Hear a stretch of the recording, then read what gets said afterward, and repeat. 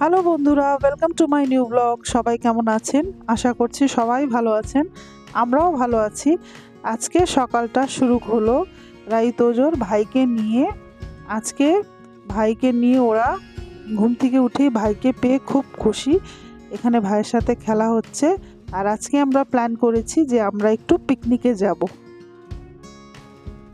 এবার সকালে ব্রেকফাস্টটা সেরে আমরা পিকনিকের জন্য বেরোবো। আর আজকে সকালে ব্রেকফাস্টে করেছিলাম সাদা আলুর তরকারি আর লুচি। আপনারা জানেনই তো আমাদের কাছাকাছি শিলিগুড়ি লোকেদের পিকনিক বলতে পিকনিক স্পট হচ্ছে দুধিয়া। এই যে গাড়িতে বসে আমরা সবাই চলে যাচ্ছি দুধিয়া পিকনিকের জন্য। যেহেতু বাচ্চাদের সামার ভ্যাকেশনও শুরু হয়ে গেছে, এর জন্য আজকে আমরা দুধিয়ায় খুব মজা করব। সব বাচ্চা কাচ্চা নিয়ে আমরা চললাম দুধিয়ার উদ্দেশ্যে। দুধিয়া হচ্ছে ন্যাচারাল সুইমিং পুলও পাওয়া যাবে, যেখানে নদী আছে। নদীতে আমরা স্নান করব। আর জানেনই তো স্নান করতে আমার বাচ্চারা খুব ভালোবাসে। তবে জানেন তো, যতই সুইমিং পুলে যাই আমি নদীর জলে স্নান করতেই ভীষণ ভালোবাসি। নদীর জল আমার বরাবরই খুব ভালো লাগে। পৌঁছে গেলাম দুধিয়া। এই যে বাচ্চারা নেমেই ছোটাছুটি শুরু। জল দেখে তো পাগলের মতন শুরু করে দেয় ওরা।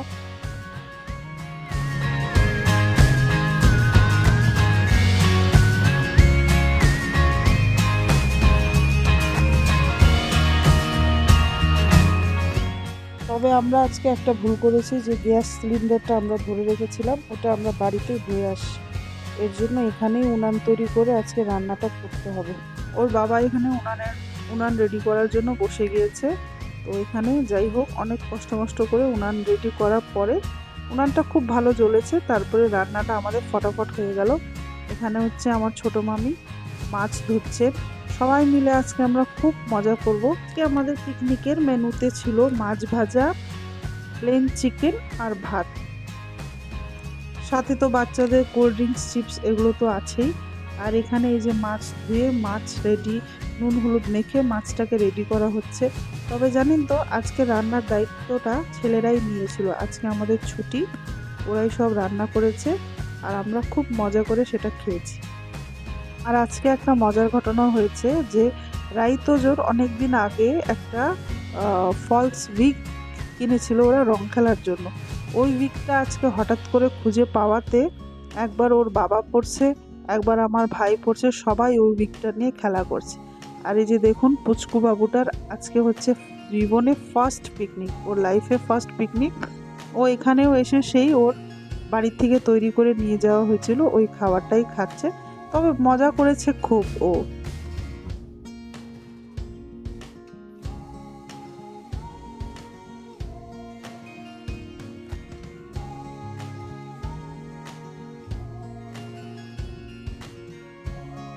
তবে জানেন তো, আজকে রোদ না ওঠার জন্য আমরা অনেক ভালো করে এখানে পিকনিকটা করতে পেরেছি। যদি রোদটা উঠতো তাহলে গরমে একেকার নাজেহাল অবস্থা হয়ে যেত। রোদ না ওঠার জন্য আমাদের খুব ভালো এখানে সময় কাটালাম। এই দেখেন আমার ভাইকে, ও ওই উইকটা পরে এখানে পোজ দিচ্ছে আর আমাকে বলছে ফটো তোল আমার।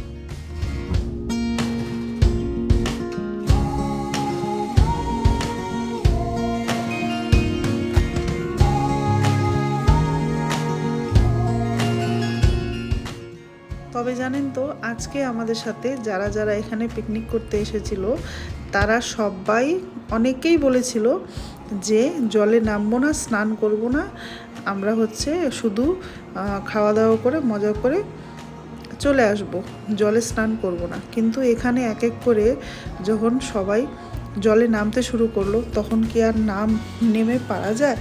ওই সব যতজন গেছিল কেউই এই পুচকিটাকে ছেড়ে আর কেউই বাদ নেই। সবাই মিলে স্নান করা হয়েছে, সবাই মিলে খুব মজা করেছি আমরা।